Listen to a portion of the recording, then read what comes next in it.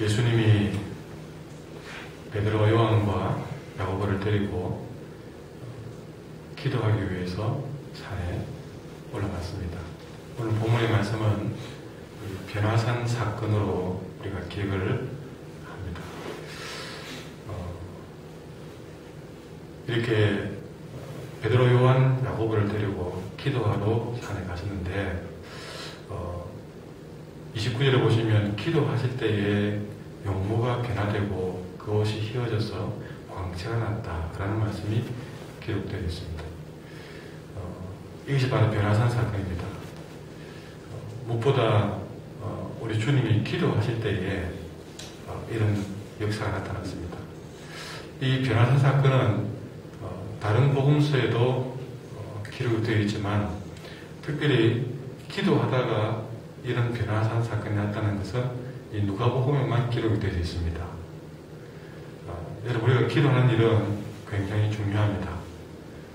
우리 예수님이 기도하는 과정에서 용모가 변하는, 그 옷이 휘어지고 광채가 나는 이런 일을 경험한 것처럼 여러분, 기도하는 일들은 참으로 우리의 삶을 변화시키는 가장 중요한 일입니다.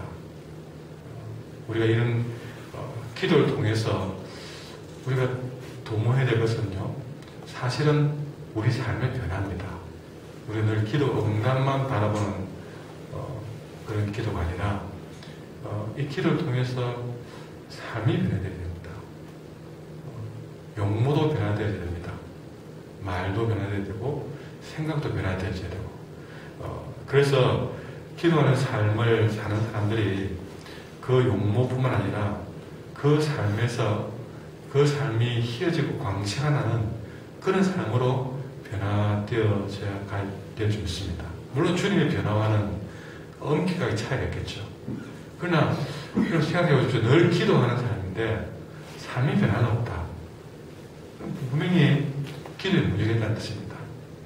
정말 기도하는 사람들은요, 그냥 뒤에서 묵묵히 기도만 하고 그것만 하고 무슨 지원자처럼 그렇게 있는 것이 아니라 정말 제대로 기도하는 은혜로운 삶을 산다면 여러분 변화되어 가는 것이 가장 큰 목적인 줄 믿습니다. 오늘 새벽에 나오셔서 기도하는 여러분들이 이 한 해를 통해서 얻을 소득은 변화된 삶인 줄 믿습니다. 그리고 이렇게 기도를 하실 때에 용모가 변화될 뿐만 아니라 문득 그 가운데 두 사람이 예수님께 나타났습니다. 그는 다름 아닌 모세와 엘리야가 그 산에 나타난 것입니다. 여러분, 지금은 모세와 엘리야가 있을 수 있는 그런 시간 아닙니다. 오래전에 그들은 하나님 품으로 간 사람들입니다. 그런데 그들이 지금 예수님 앞에 나타난 것입니다. 근데 여러분, 이 모세와 엘리야는 우리가 무엇을 상징하느냐면요, 이런 모세는 모세오경을 생각하시면 됩니다. 그리고 엘리야는 선지자를 생각하면 됩니다.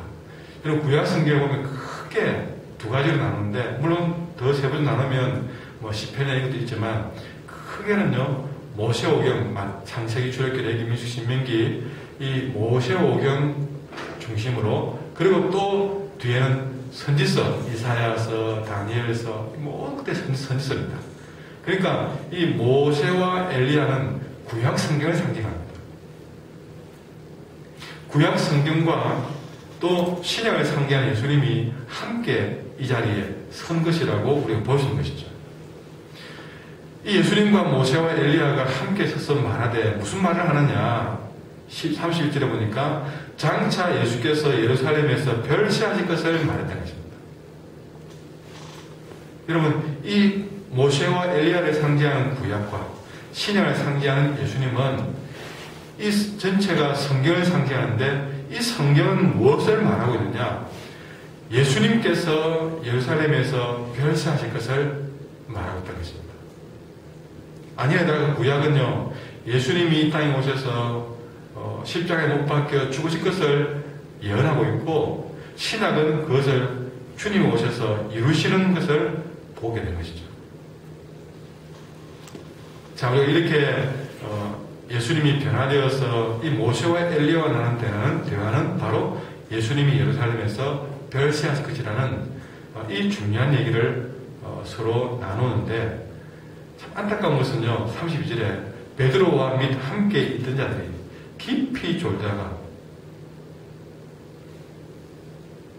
예수님은 이 베드로와 요한과 야고보는요, 12제자 가운데에서 특별히 중요한 일만 있으면 데리고 다녔던 사람들입니다. 오늘도 중요한 일이 있어서 이들을 이 변화산으로 데리고 가는데, 정말 그들은 평생 그 누구도 보지 못할 아주 놀라운 사건을 그들은 이 변화산에서 볼 수 있는 기회가 주어진 것입니다.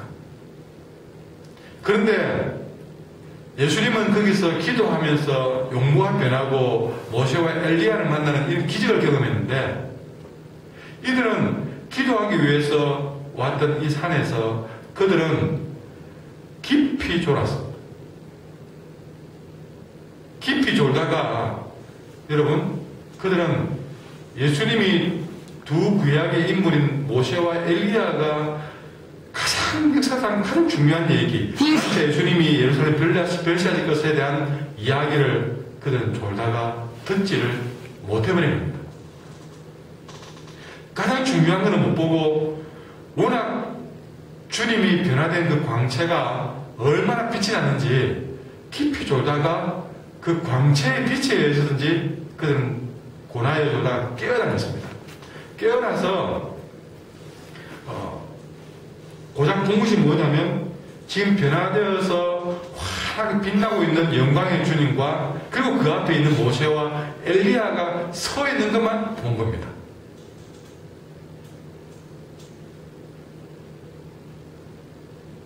이런 장면은 또 한 번 보게 되는데요.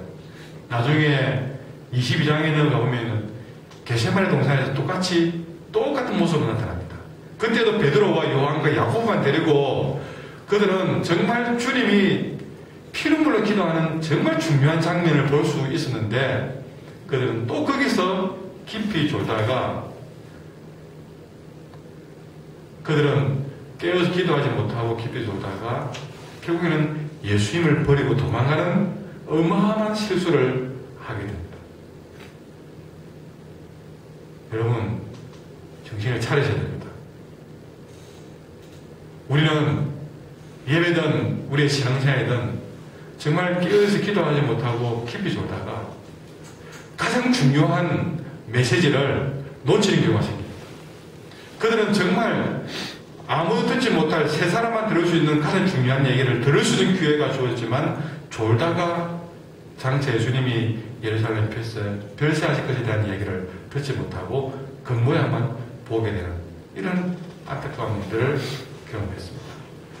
우리 성도들은, 이 새벽에 나오신 여러분들은 졸다가 그런 일들을 경험하는 그런 안타까운 삶이 되지 않기를 간절히 소망합니다. 자, 이들이 졸다가 실수하는 장면을 보십시오. 자, 이제 두 사람이 떠나갈 때에, 모세와 엘리야가 떠나갈 때에 베드로가 예수님께 입장합니다. 주여, 우리가 여기 있는 것이 좋겠습니다. 우리가 초막새 설칠 때 하나는 주님을 위해서, 하나는 모세를 위해서, 하나는 엘리야를 위해서 지었으면 좋겠습니다. 그러나 그리 말해도 자기가 하는 말을 자기가 하지 못하더라. 졸다가 보니까 자기가 뭔가 말을 했지만 그게 어떤 말인지도 모르고 얘기를 하고 있는 것이죠. 자, 보십시오. 이 베드로의 말 속에는요, 예수님 하나는 주를 위해, 하나는 모세를 위해, 하나는 엘리야를 위해. 다시 말해서 지금 베드로는 초막셋을 얘기하면서 예수님과 모세와 엘리야를 똑같이 보고 있다는 사실이죠. 영적으로 무지해져가지고 예수님과 모세와 엘리야를 똑같이 보고 있는 겁니다. 정말 졸다가 중요한 얘기를 놓쳐버리니까, 기도 안 하고 살다 보니까 정말 중요한 얘기를 놓쳐버리니까 그들은 예수님이든 모세든 엘리야든 똑같이 보이는 겁니다. 영적으로 무지해지는 겁니다. 그러니 자꾸만 그들의 말을 해도 엉뚱한 얘기만 하는 겁니다.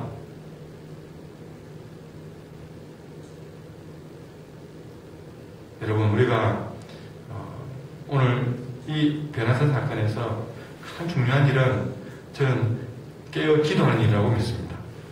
깨어 기도했을 때에 그들은 정말 이 모세와 나눈 중요한 얘기를 들었을 것이고, 그리고 그들은 헛된 이야기를 하지 않았을 것이다 하는 것입니다. 우리의 삶에서 우리는 이 기도를 통해서 우리의 삶을 더욱더 지켜나가야 될 것입니다.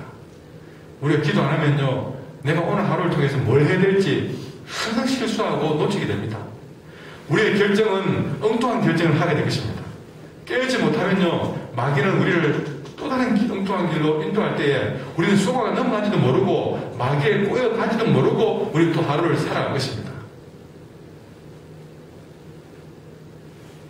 오늘 깨어 기도함으로써 정말 주님이 오늘 내게 무엇을 말씀하시는지 발견하고 내가 오늘 어떤 삶을 살아야 될 것인지를 분명히 여러분은 선명히 보고 나아가는 복된 날 되기를 간절히 소망합니다.